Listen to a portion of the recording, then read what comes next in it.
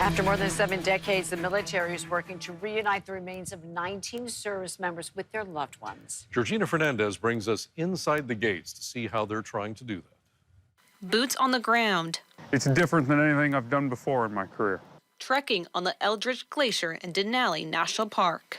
It's been, 70 years, so it's kind of challenging, hence part of why we put together the unique team that we do for this project. Searching for the remains and debris from a flight that took off almost 71 years ago, carrying 19 Army and Air Force service members who never made it home. It's a different kind of impact in working to reunite family members with the remains of their loved ones. On November 7th, 1952, during a routine training flight, a C-119 flying boxcar crashed into Mount Silverthorne in the Denali mountain range.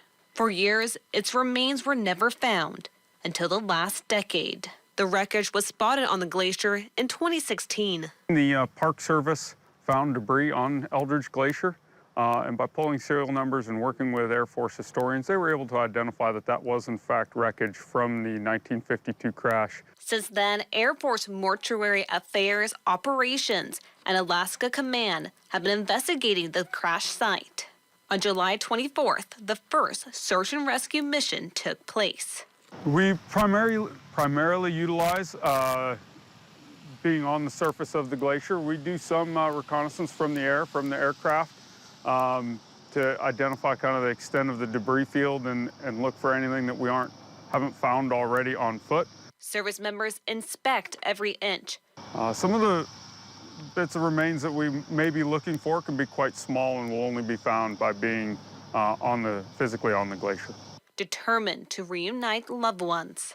Despite the conditions of where this incident has occurred, our priority, especially coming out of Air Force Mortuary Affairs Operations, is to ensure that these fallen members are returned to their loved ones and surviving family members.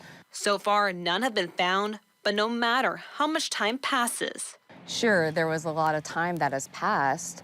However, it's absolutely paramount to bring closure. The mission of returning their fallen soldiers home in dignity, honor, and respect forever remains a priority. Inside the gates, Georgina Fernandez, Alaska's news source.